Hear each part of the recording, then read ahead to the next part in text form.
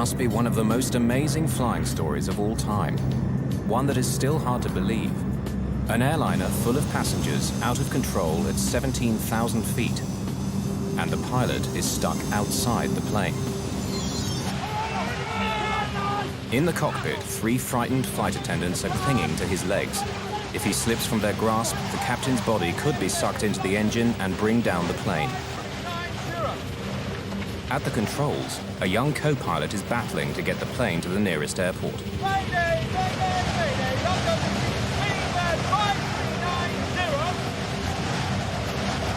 The lives of 87 passengers and crew hang by a thread.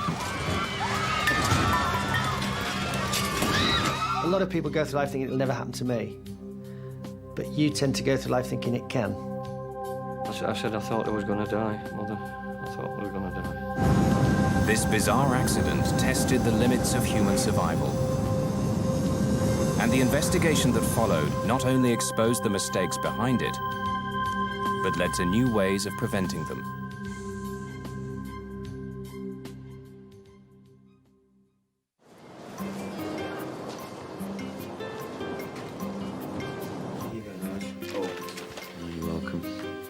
For the crew of the British Airways flight from Birmingham, England to Malaga, Spain, the 10th of June began like any other day. Old friends about to do a job they loved. Yeah, God, I can't remember that though. Yeah, but I'm not doing it when I go. Stewards Nigel Ogden and Simon Rogers, along with stewardess Sue Prince, had worked together on and off for years. Anyway. They're an experienced, capable team that takes pride in its work. At Birmingham, all the cabin crew and all the pilots, they all knew each other. We're all on first-name terms. Simon was a good friend of mine anyway, because we, just go out for a beer or a curry or whatever like that. Everybody was friendly to everybody else. The one new member of the group was Alistair Atchison, an experienced co-pilot he'd just driven down from Manchester that morning.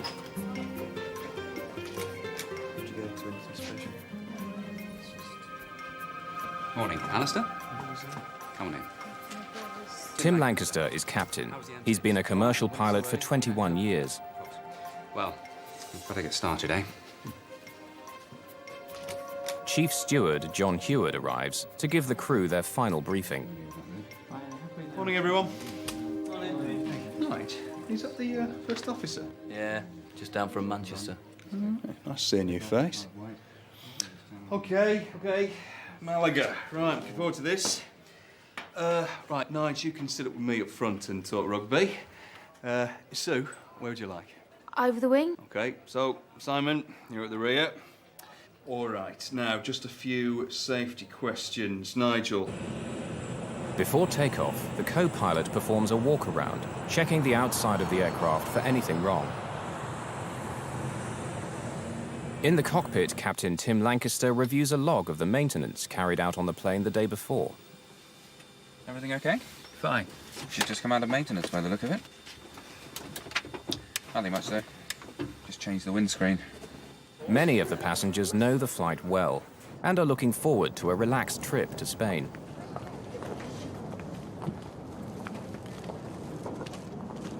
I was going to catch a plane from Birmingham to Malaga to meet my mum. My sister and I were joining her there for a week's holiday, a girls' week. I live in the south of Spain, and 2 or 3 times a year I come back to see my grandchildren and also my mother. So everyone lives near Birmingham, so that's the route I normally take, Malaga, Birmingham.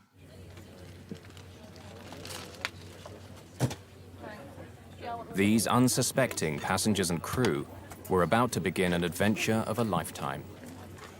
Seem to have made yourself comfortable. Too right.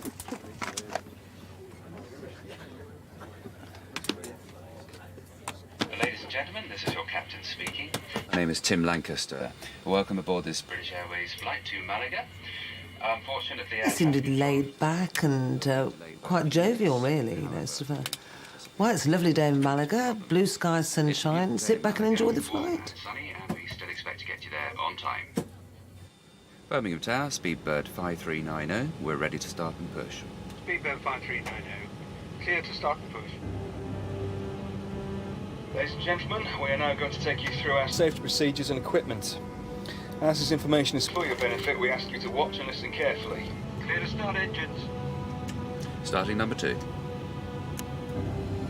Emergency exits are on both sides. The stewardess, and it shows you the emergency exit and all the emergency gear. And, of course, nobody's really watching. One chap was quite blasé, he was reading the Times, and people weren't really bothering because we've all been on flights and, you know, it's no big deal. The air can be topped up by using the mouthpiece, and there is a whistle for attracting attention.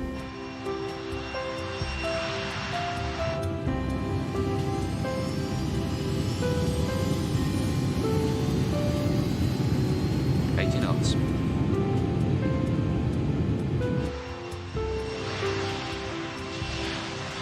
The BAC 111 was known as the Jeep of the skies, a workhorse that was easy to maintain and had a good safety record.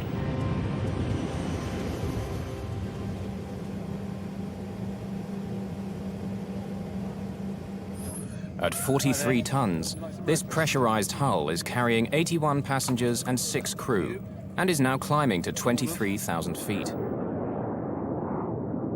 In just over 2 hours, they should be in Spain. Only a catastrophic accident could bring this plane out of the skies. Alistair, I can see my house from here. 2 minutes into the climb, the pilots switch on the autopilot. Tim Lancaster takes off his shoulder straps and relaxes into the flight. Now I went into the flight deck to ask Tim and Alistair what they would like to drink. You gentlemen like a tea? Please, the usual. Milk, 1 sugar, please. And I said, your breakfast's on. It'll only be a few minutes. Now, almost 13 minutes after takeoff, and at 17,300 feet, they're just 5,000 feet from their assigned altitude. But then, in a split second, everything changes.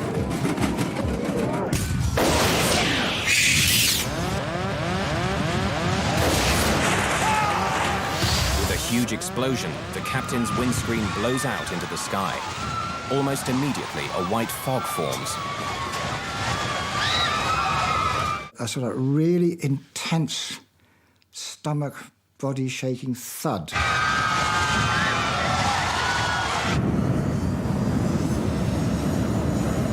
We were just diving, really. And then we started to judder like this. And I was a bit stunned. I thought, what? I thought, oh God, it's a bomb. Alistair, the co-pilot, is suddenly fighting for control in a 350-mile-an-hour wind. There's no time to think about the captain, who's been blasted out of the window by pressurized air escaping from the aircraft. The rushing wind pins Captain Lancaster to the roof of the cockpit.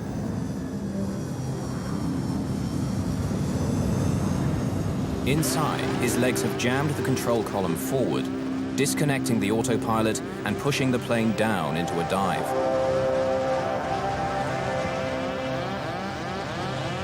Alistair Acheson needs all his flying experience now. He's on his own.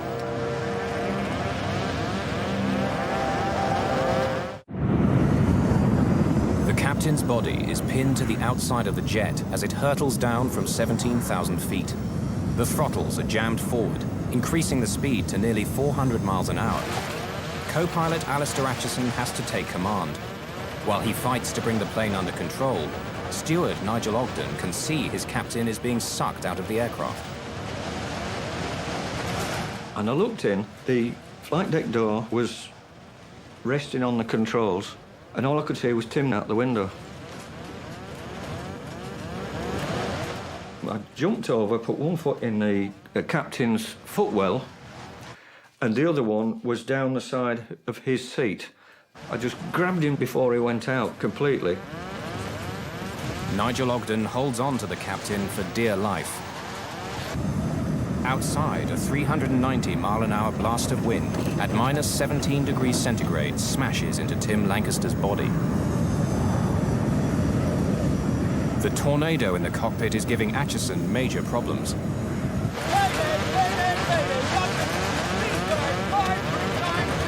Air traffic control can hear his cries for help, but the storm rushing through the cockpit drowns out their replies.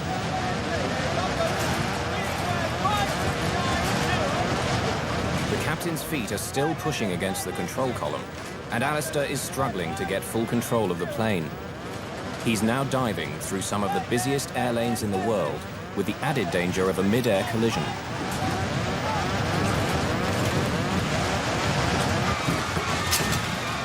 From the cabin, lead steward John Heward sees the chaos in the cockpit and does what he can to help. I looked up, and there was Nigel sort of hanging across the seat in the flight deck. In front of me, the flight deck door had fallen forwards and trapped itself between the actual door frame and the throttles of the aircraft. So I literally stamped on it twice, and it literally broke into 3 or 4 pieces. Behind, on the wall of the flight deck, there is a spare seat for anybody to observe the flight or whatever. And I thought, well, if I put my arm through the seatbelt there, I can grab both of them, and at least we've got some sort of anchor point inside the aircraft. Alistair, who's never flown with this crew before, has to leave them to their own devices and focus on getting the plane to safety. He now has control of the throttles. John and Nigel have wrenched the captain's feet away from the control column. But instead of slowing down, Acheson decides to continue the rapid descent. It will quickly take him out of the way of any other air traffic and take him to a lower altitude where oxygen equipment won't be needed. Staying too long at a high altitude risks oxygen starvation, and this older aircraft is not fully equipped with oxygen for all the passengers on board. The airspeed indicator goes into the red.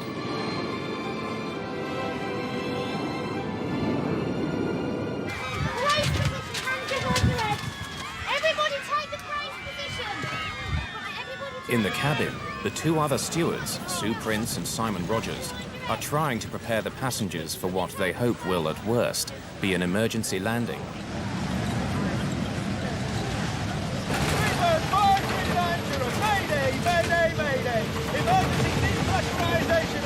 They've dived to 11,000 feet in just 2.5 minutes. But as they level out and slow down to 170 miles per hour, the captain's body is no longer pinned to the roof and slides round to the side of the plane.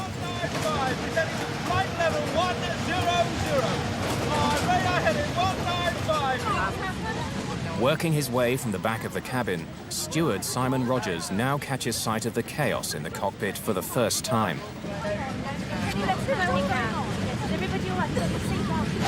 Now the aircraft had got to sort of flying fairly level, Simon came up from the back.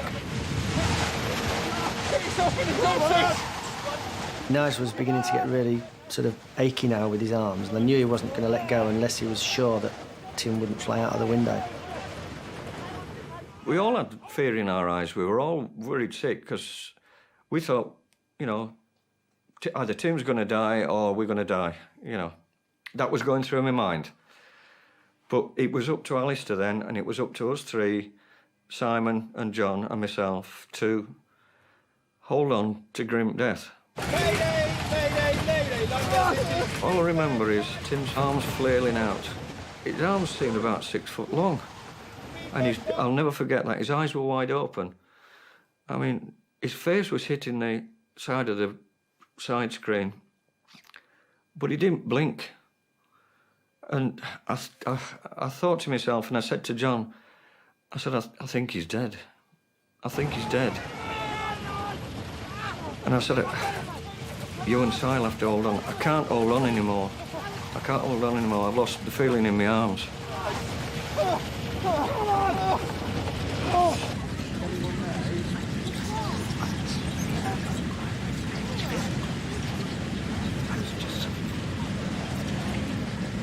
We decided to put Simon. I said to Simon, you sit in that jump seat and fasten yourself in.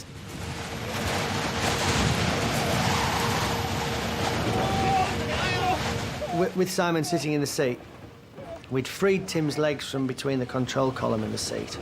So we hooked his feet over the back of the captain's seat, and then Simon literally put his hands on the top, just so he was holding his ankles down.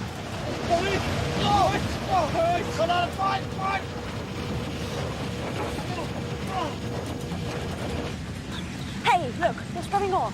We're gonna be all right. But I think the captain's dead. Well, I couldn't believe it, because he just told us what a lovely day it was. You know, blue skies, sunshine, relax and enjoy the flight. And then next minute, he's dead. Simon and Alistair now face one of their most difficult decisions: what to do with the lifeless body of the captain. No words are said, but for a moment the thought passes between them that the best thing would simply be to let it go.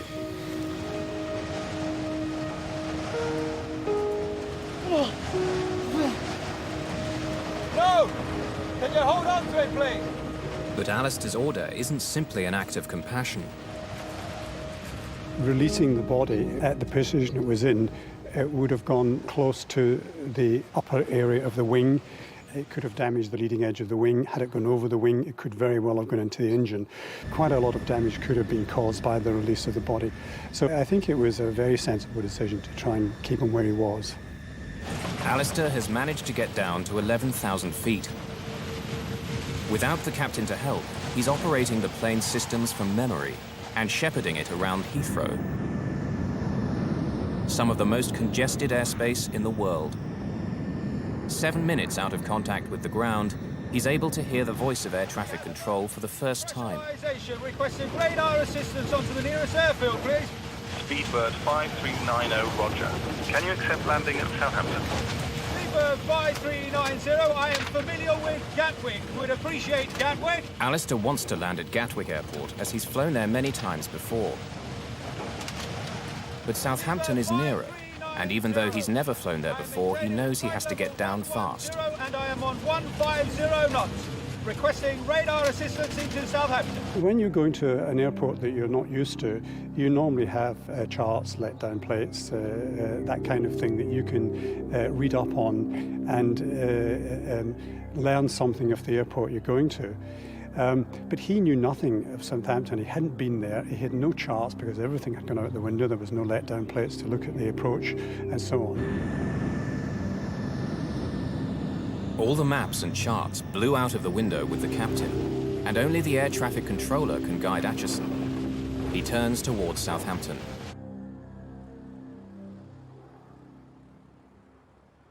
Southampton, this is Speedbird 5390. Do you read?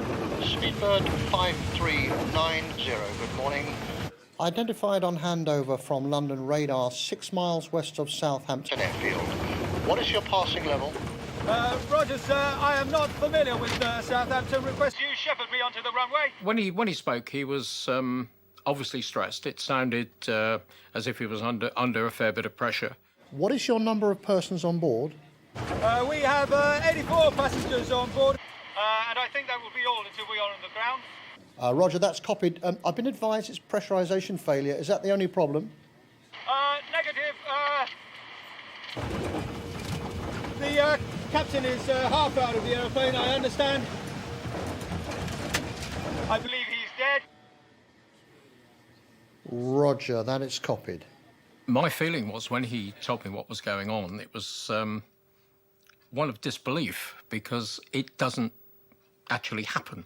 You know, it's one of these things that you see in films, that happens in films, but it doesn't happen in real life. And it was sort of the hairs in the back of the neck go up, and there's this feeling down the spine, the tingle down the spine, and you think, no, it's not for real, but it's got to be. Flight attendant holding on to him, but requesting emergency facility for the captain. I think he is dead. Affirm. What is your passing level? Leaving flight level 5,500 feet on 1019. Roger, that's copied. I'll give you a little bit more space, then I'll turn you on to a heading of 180. Yeah, it's a full emergency. It's a 111. Rundle contacts the emergency services at the first opportunity. I don't know how many people are on board, but I'll let you know.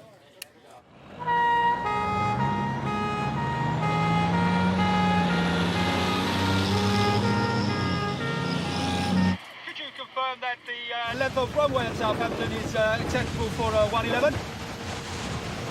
Yes, it is acceptable for a 111, and I'll give you the figures shortly. As long as we have at least 2,500 metres, I am happy. I'm afraid we don't have 2,500 metres. Neither do Bournemouth. We have a maximum of 1,800 metres.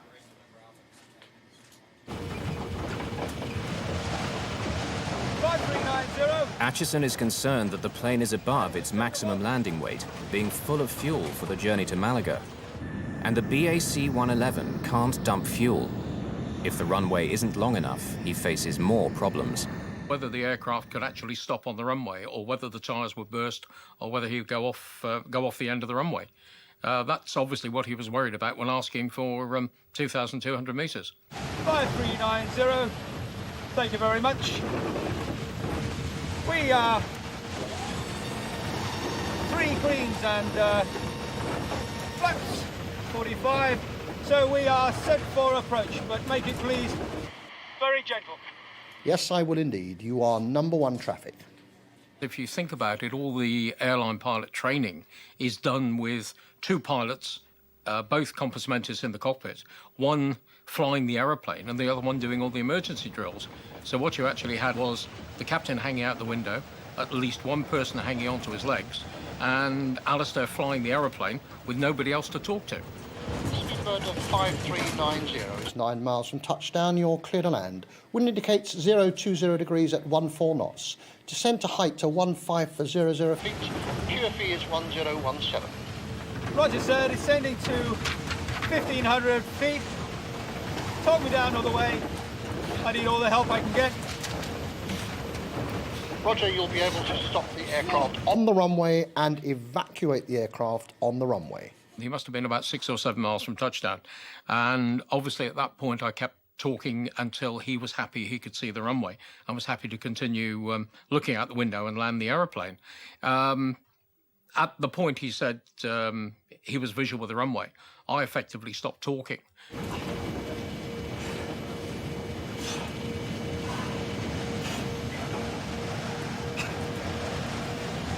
Not acknowledge unless requested. It will be an uninterrupted talk down, but feel free to interrupt if you feel you need to. 5390. Thank you very much. I have the runway in sight. Thank you. You are clear to land. Do you wish me to continue with any further information? Negative.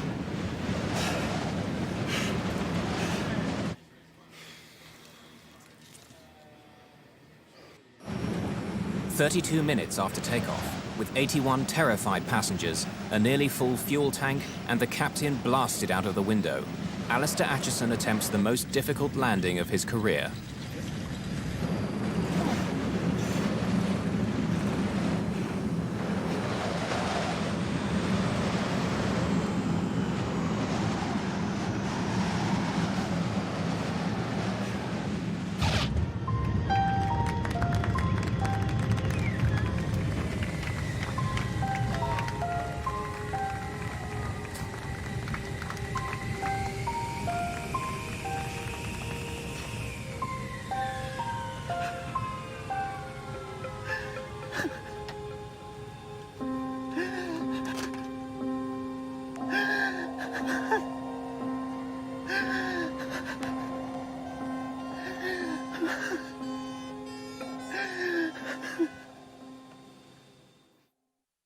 At 8:55 a.m., flight BA 5390 makes a perfect landing at Southampton Airport. Immediately, emergency vehicles surround the plane. Firefighters remove the body of the captain and lead the passengers and crew away.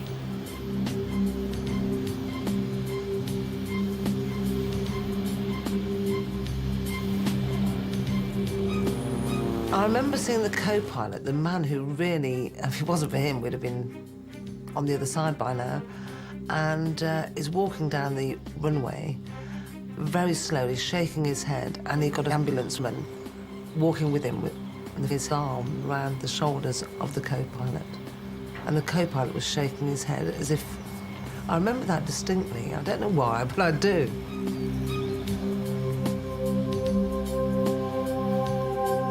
Alistair Atchison has carried out a remarkable piece of flying, almost unprecedented in aviation history. He has had to pilot his plane without his captain who has undergone physical stresses that nobody could have been expected to survive.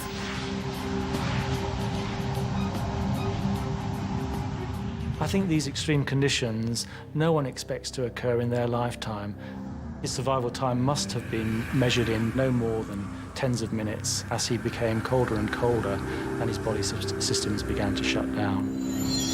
Tim Lancaster's body was subjected to a two-pronged assault.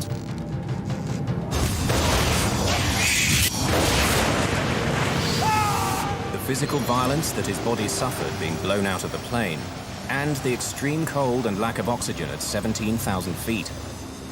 Every 1,000 feet of altitude causes the temperature to drop by 2 degrees centigrade. So the temperature on the outside of the plane would have been around minus 17 degrees centigrade. The extreme wind chill also meant his body was losing heat very rapidly.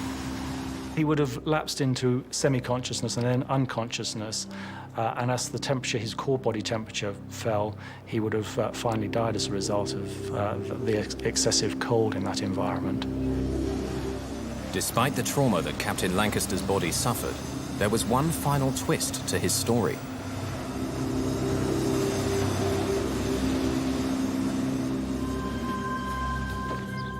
You know, it's only once I've ever been here, and that was 10 years ago, 15 years ago. In the Oxfordshire countryside, John Heward and Nigel Ogden are visiting one of their crew members who shared their horrific experiences.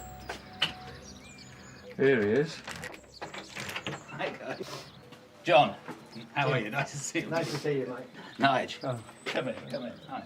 Like on SEP, when you go in and you've got to pretend... The captain of that fateful flight, Tim Lancaster, somehow survived his horrific ordeal. There were no fatalities on BA 5390. Yeah, that's it now. You can go on a 3-day cruise across there.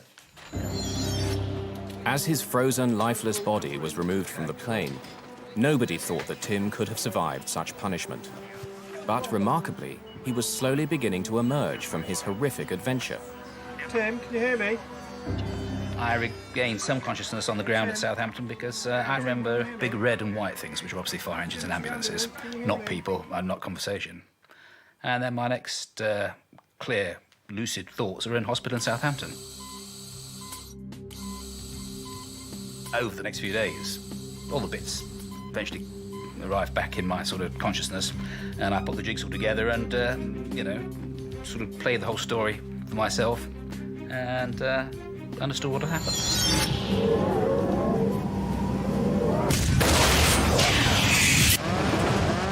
There was a big bang, a noise of all the air escaping, but I remember watching the windscreen move away from the aircraft, and then it had gone like a bullet. It disappeared into the distance. And I think there was an even bigger bang, or there was an even bigger bang. And I was very conscious of going upwards. And, well, the whole thing became completely surreal then, as it would. And I was aware of being outside of the airplane, but that really didn't bother me a great deal. What I remember most clearly is the fact I couldn't breathe because I was facing into the airflow. And I turned round and actually turned my body round. I was sort of looking back along the top of the aircraft at that stage, and I could breathe then. And yes, I remember that. I can remember seeing the tail of the aircraft. I can remember the engines going round. And then I don't remember much more. Memory stopped at that point. I went down there last year, but they've changed the airport totally now. I'm glad I did hold on, because Tim was alive. I mean, he's a very strong man. He must have been. To survive that, I wouldn't have been able to survive it.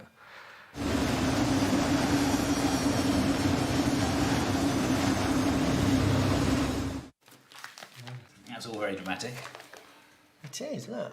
Tim Lancaster's survival was little short of miraculous. He'd been minutes away from death. It was Alistair Acheson's flying that saved his life. His quick thinking in getting the plane to the ground in only 22 minutes saved Lancaster from dying from the effects of exposure. And by pure chance, the physical trauma he suffered was limited. It included a bone fracture in his right arm and wrist, a broken left thumb, bruising, frostbite and shock. Remarkably, within 5 months, Tim Lancaster had made a full recovery and was flying again. Speed Beeper 539. Of course, the captain wasn't the only one to go through a horrific experience. Battling with the controls whilst a tornado raged through the cockpit was something no commercial pilot could be trained for.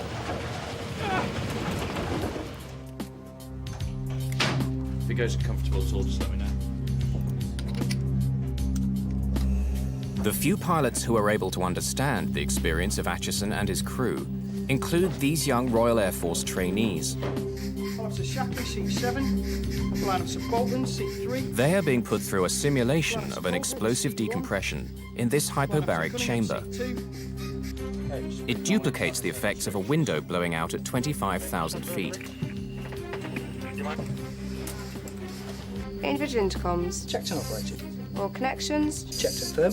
Console checks are complete. Clear to claim instruction of the medical officer. Climbing to 8,000 feet at 4,000 feet per minute. The atmospheric pressure is initially set to 8,000 feet. This is the pressure inside the sealed cabin of most commercial aircraft.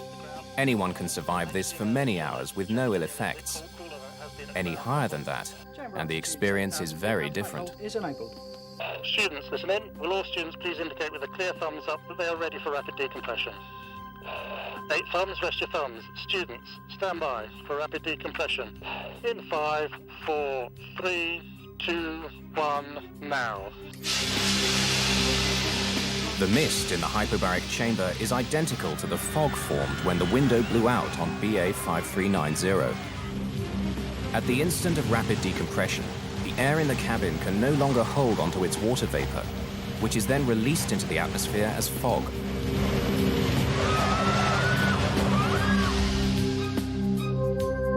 Chamber altitude is stable at 25,000 feet. High hold is enabled. Cross vent is on and you're clear to commence hypoxia training. Good, well done. Good, we'll commence hypoxia training on students 7 and 8. Once the fog clears, then the lack of oxygen at that height begins to tell. Okay, let's put you out your misery. Start copying these shapes in the right-hand margin. Without oxygen, at first we begin to see a reduction in their reaction speed, and we see personality changes, much like someone experiences when intoxicated with alcohol. So we see that some students become euphoric, some students become quite subdued, and some students begin to develop forgetfulness. Have a look at the ugliness of your colleagues' faces, see if they get any prettier whilst you're becoming hypoxic, and carry on with the We see increasingly impaired performance in our students. Thinking is slowed and their reaction speed becomes increasingly slowed until they begin to develop sort of lapses of concentration, falling into unconsciousness, and finally death if their oxygen supply is not re-established. Indicating that the blood is no longer carrying as much oxygen as it was. This is all about you experiencing your personal symptoms and having others observe the symptoms in you.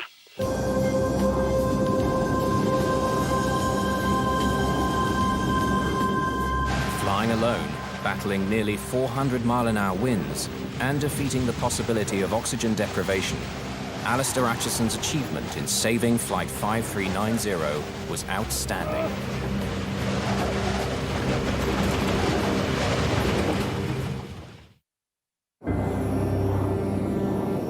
Even as the crisis was unfolding, accident investigators were rushing to Southampton to find an explanation.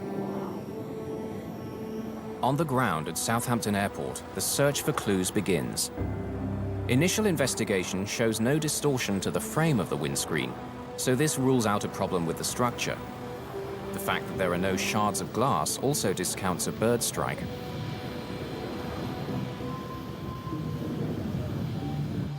Stuart Culling, senior investigator with the Air Accident Investigation Branch, has little to go on.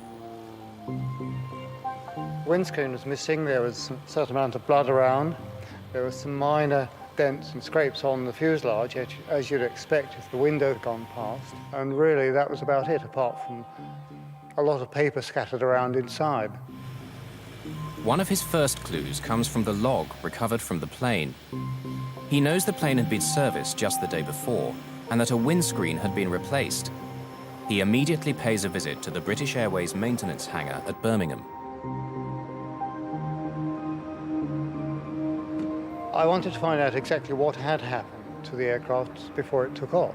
and I'd arranged that I should talk to the shift maintenance manager who fitted the window.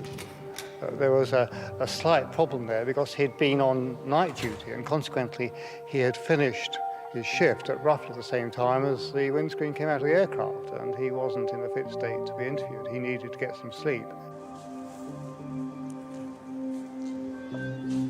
Stuart Culling. Good morning. Nice to see you. I was expecting you. Yes, good. Thank you very much. Is this the hangar in question? This is the main hangar, yes. Yes. So in the meantime, I looked around the facility. I made sure that any paperwork and any records of the aircraft had been identified and taken away so they couldn't be accessed by anyone else, and waited until he came in.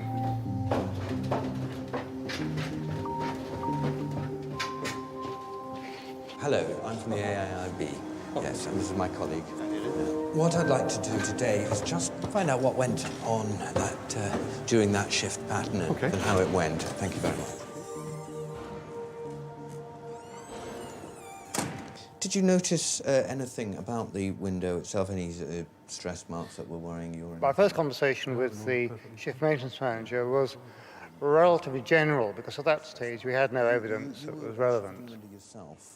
You didn't delegate it to somebody else and then check Stuart, it? there's a phone call for you, just coming. Oh, right.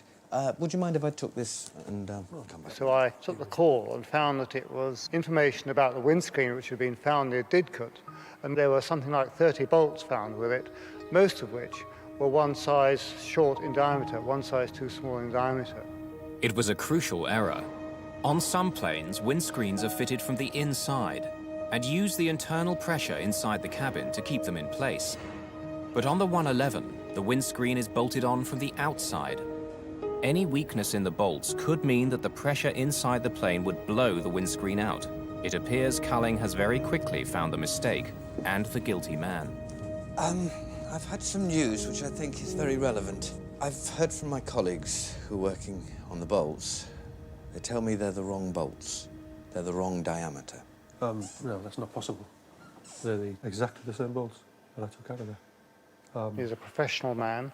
He's very keen on doing things, to his mind, in the interests of the company.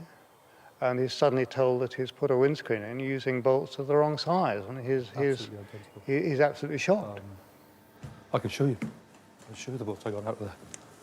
One thing that came out was that he said, oh, the old bolts went into a waste bin in the hangar where he did the job, and they may still be there. So we rushed across to the waste bin and found something like 80 discarded bolts. Here. They've been here. This is where I put them. These are the bolts. And these are the ones you checked against the new ones? That's right. Yeah, I took from the carousel. It was really excellent evidence. Gold, as far as I was concerned. Well, I'll take these away. Okay. By comparing the maintenance manual to what the engineer had told him, Culling is quickly able to identify the first part of the sequence, what went wrong the previous night when the window of the BAC 111 had been replaced. We went through the whole chain of events that had occurred, and we found that there were something like 13 different anomalies which led to the fitting of the bolts. And had any of these caused him to think, the sequence of events would not have continued and there wouldn't have been an accident.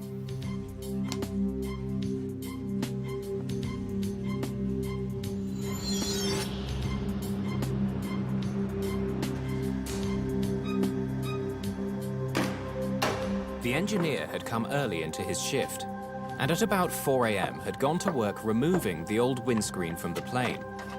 The hangar was full, and the plane had been pushed against the hangar door, which made the windscreen hard to reach. Stretched across the fuselage, he had problems controlling his screwdriver.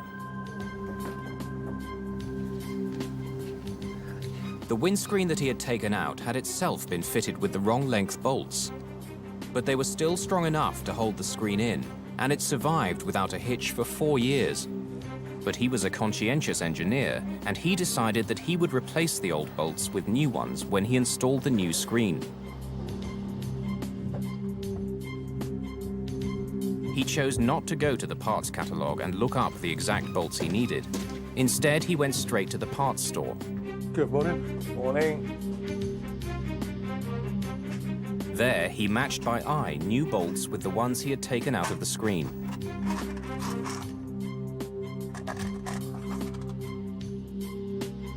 His eye match was good, and he found a few fresh bolts of exactly the same type in a drawer. What I'm after is I need 97 Ds. I'm just doing a windscreen on a 111 over there, and I need some new bolts. 8 Ds on a 111? Well, no, these are 7s. This is a 7. I've just taken it out. We haven't got any 7s anyway. OK. Right, The store manager knew which bolts the engineer should have been looking for, but the engineer chose to ignore his advice. Instead, he drove to the other side of the airport to find a match for his bolts. It was now about 5:15 a.m., and in a dark corner of the hangar, he continued to search for new bolts identical to the ones he'd taken out of the plane. But in the gloom, his luck finally ran out. He thought they matched, but they didn't. He picked bolts that were just over 0.02 of an inch too narrow for the job.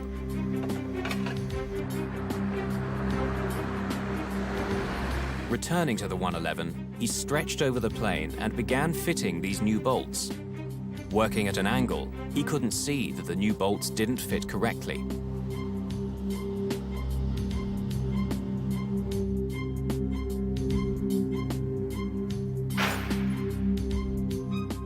Signing off at 6 a.m., the engineer had managed to get his work done in time.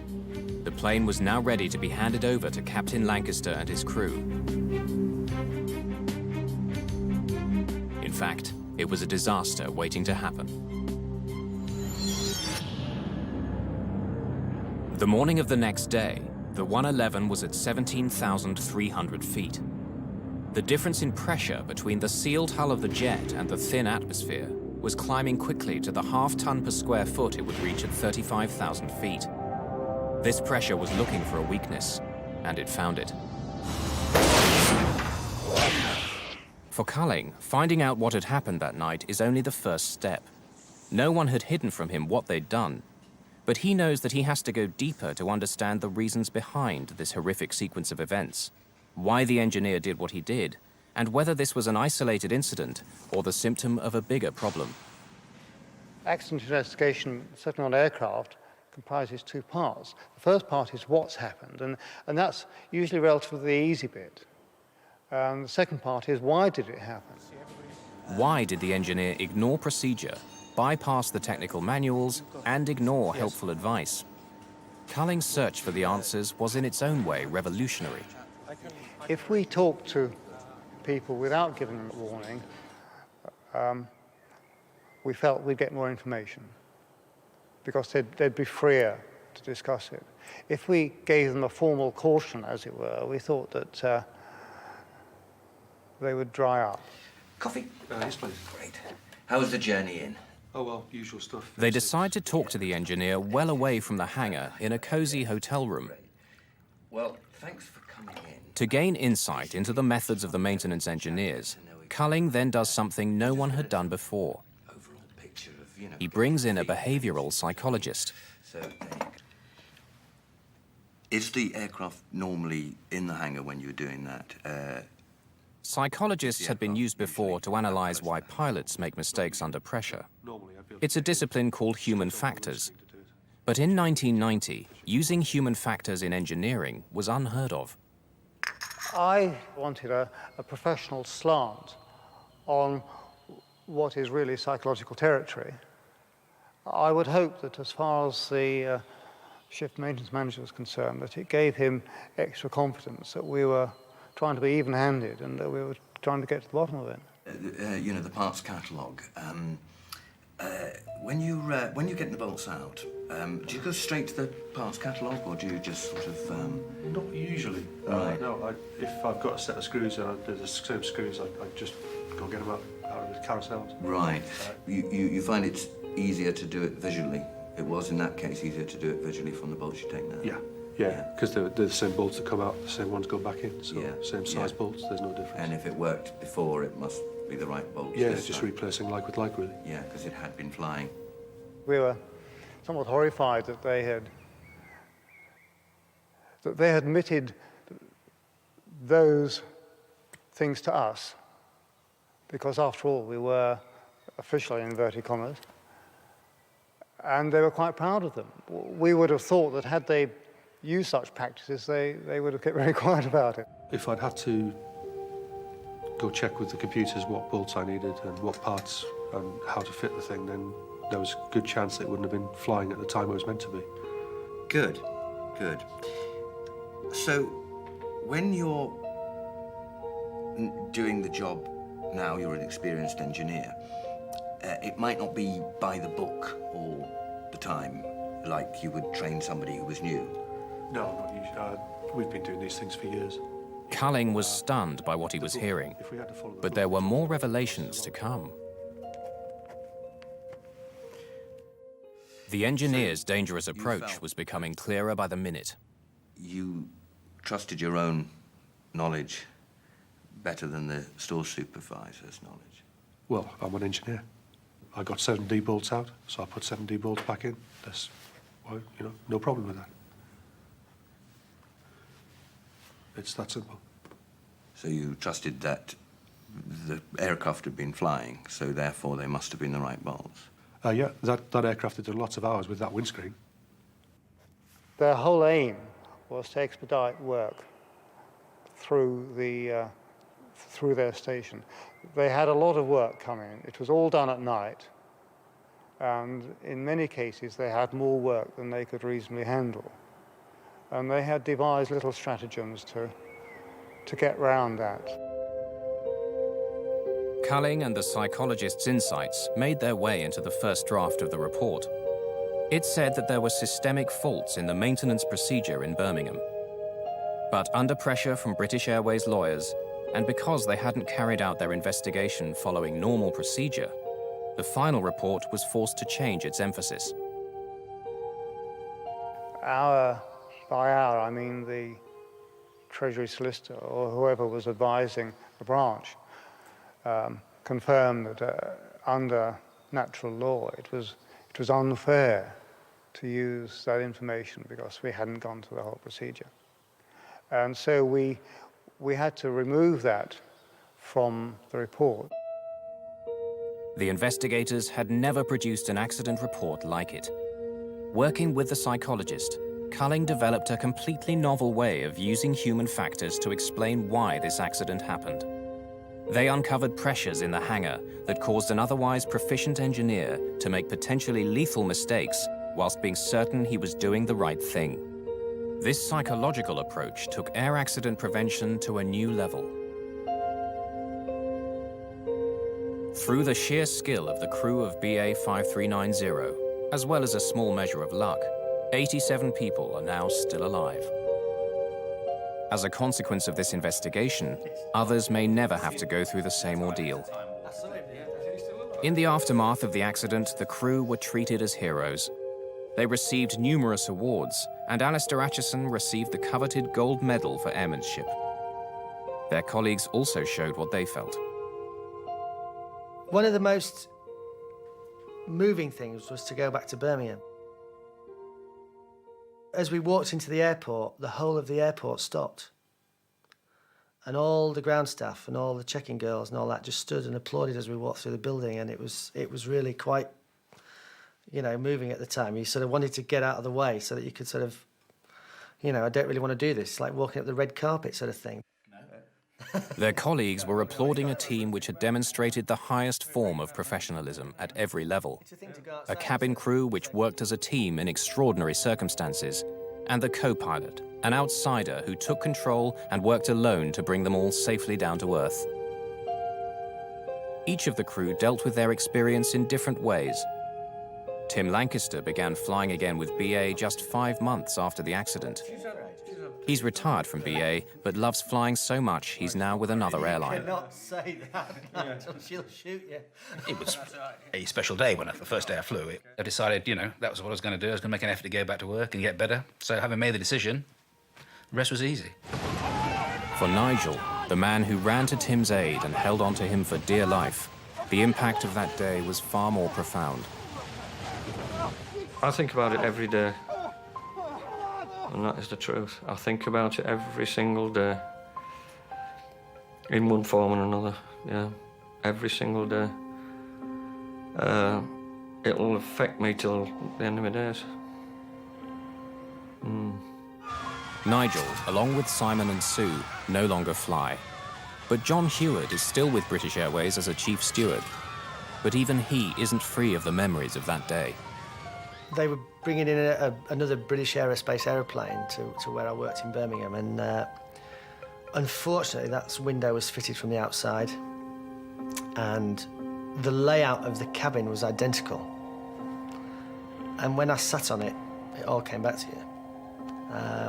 But for that reason, I've gone back to work at Heathrow and fly long-haul flights again, because those aeroplanes have got no resemblance to the 111 at all. Alistair Acheson, who is still flying for British Airways, chose not to take part in this film. For each of the crew, the experience will stay with them in different ways. But common to them all is that on that day, their numbers did not come up. Tim explained it very well, actually. And he said our names were on the page, but we weren't at the top. And I think that was, you know, probably true.